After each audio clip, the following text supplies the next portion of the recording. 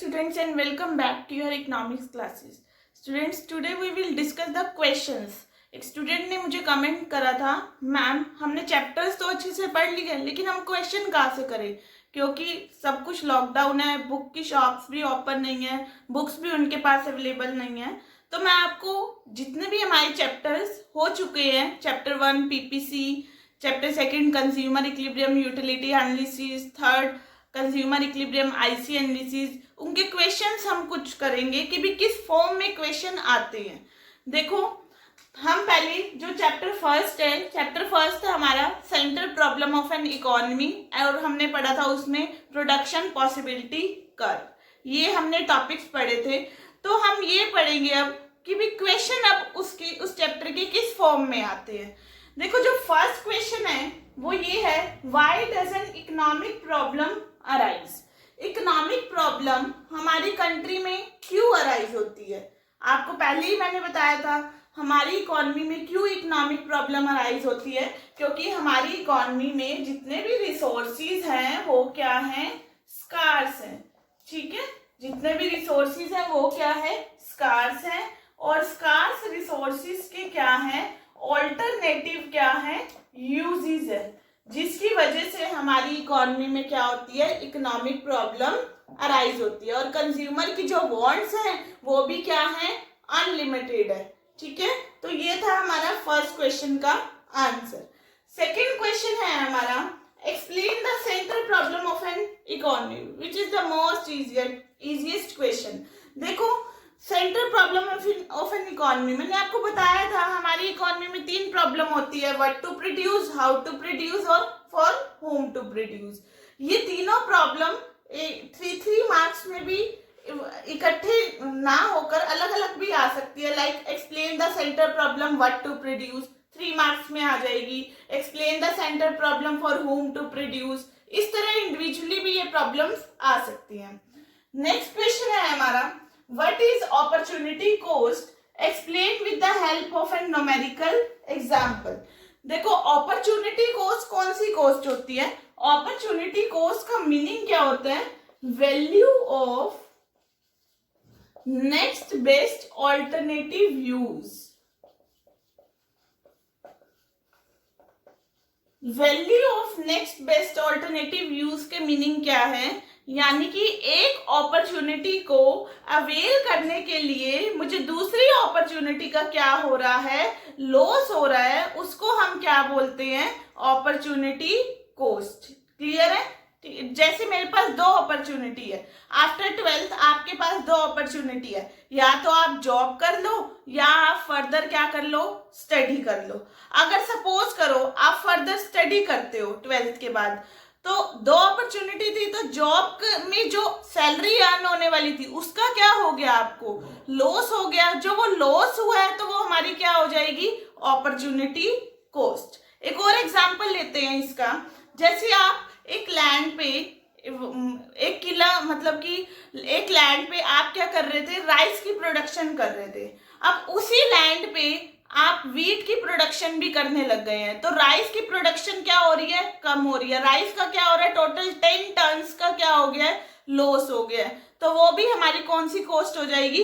Opportunity cost. यानी कि एक अपॉर्चुनिटी को अवेल करने के लिए हमें दूसरी अपॉर्चुनिटी का क्या हो जाता है? लॉस हो जाता है। उसको हम क्या बोलते हैं? Opportunity cost.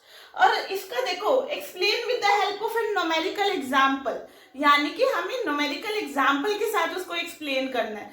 देखो, इसमें क्या करना है, जो भी मैंने आपको एग्जांपल दिया है वो भी एग्जांपल आप दे सकते हो। और अपॉर्चुनिटी कॉस्ट है, उसके क्या होते हैं? 2 टाइप्स होते हैं। एक होता है टोटल अपॉर्चुनिटी कॉस्ट और एक होता है मार्जिनल अपॉर्चुनिटी कॉस्ट, जो कि हमने पीपीसी के शेड्यूल में मैंने आपको बताया था। मार्जिनल अपॉर्चुनिटी कॉस्ट क्या होती है? Delta Y upon delta x, loss of Y upon gain of X. ठीक है, तो वो होती है हमारी मार्जिनल अपॉर्चुनिटी कॉस्ट। इस तरह से भी क्वेश्चन आ जाता है आपका अपॉर्चुनिटी कॉस्ट का, what is marginal opportunity cost, explain with the help of schedule. यानी कि उसमें आपको पहले मार्जिनल अपॉर्चुनिटी कॉस्ट का मीनिंग लिखना होगा। फिर जो पीपीसी वाला शेड्यूल बनवाया था मैंने आपको, व्हीट और राइस की प्रोडक्शन थी, उसमें 0, 10 हमने लिया था, 1, 9 इस तरह लिया था, और उसमें एमओसी भी हमने क्या करा था, फाइंड आउट करा था, वो हमें शेड्यूल बनाना है उसमें। ये भी 4 मार्क्स में आपका क्वेश्चन आ जाता है। नेक्स्ट क्वेश्चन आता है हमारा, इस तरह के क्वेश्चन, ये मोस्ट इंपॉर्टेंट क्वेश्चन है जो कि पीपीसी पे क्या इम्पैक्ट पड़ता है। देखो, what will be the impact of following on PPC, यानी कि पीपीसी पे क्या इम्पैक्ट पड़ेगा। देखो, अगर क्या होगा, सर्व शिक्षा अभियान, सर्व शिक्षा अभियान मतलब क्या हो गया, सबको एजुकेशन मिलना, ठीक है, सबको एजुकेशन प्रोवाइड हो रही है, तो हमारा इसका पीपीसी पे क्या इम्पैक्ट पड़ेगा। पहले तो देखो, आपको पता है जो हमारी पीपीसी की शेप होती है वो किस तरह होती है। देखो, जो पीपीसी की शेप होती है वो हमारी होती है concave to the point of origin, OX axis, this one is OY axis, this one is X good and here we write Y good and this is concave to the point of origin। तो देखो, वो कह रहे हैं सर्व शिक्षा अभियान, सबको education मिलनी चाहिए, each and every person.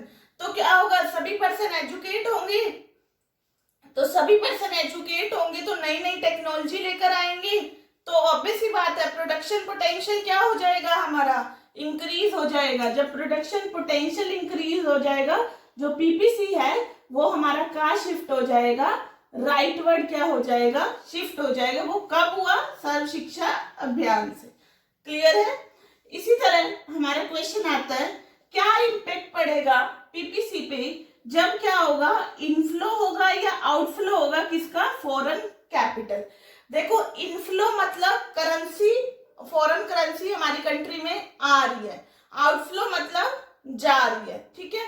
Inflow हो रहा है, ज्यादा से ज्यादा फॉरेन करेंसी हमारी कंट्री में आ रही है, तो ऑब्वियस ही बात है प्रोडक्शन पोटेंशियल क्या हो जाएगा, बढ़ जाएगा, तो पीपीसी कहाँ शिफ्ट हो जाएगा, राइटवर्ड। अगर क्या हो जाता है, आउटफ्लो हो जाता है, आउटफ्लो यानी कि फॉरेन करेंसी जा रही है, ठीक है, तो क्या होगा, हमारी कंट्री की जो प्रोडक्शन पोटेंशियल है वो क्या हो जाएगा, कम हो जाएगा, तो वो के पीपीसी उस टाइम पे कहाँ शिफ्ट हो जाएगा, हमारा बैकवर्ड शिफ्ट हो जाएगा। ये फॉरवर्ड कब शिफ्ट होएगा, जब क्या होगा, इनफ्लो, और बैकवर्ड कब शिफ्ट होगा, जब आउटफ्लो होगा। इस तरह के क्वेश्चन आते हैं आपके। तो देखो, नेक्स्ट है हमारा, government establish large number of science and technology institute. देखो, गवर्नमेंट ने बहुत सारे साइंस एंड टेक्नोलॉजी से रिलेटेड जो इंस्टीट्यूट है वो ओपन करे हैं, तो ऑब्वियस ही बात है वो ओपन करे हैं तो टेक्नोलॉजी से अपडेशन होगी, टेक्नोलॉजी जब अपडेट होगी तो हमारा प्रोडक्शन पोटेंशियल है वो क्या हो जाएगा, बढ़ जाएगा, जिसकी वजह से जो पीपीसी है वो हमारा कहाँ शिफ्ट हो जाएगा, राइटवर्ड शिफ्ट हो जाएगा।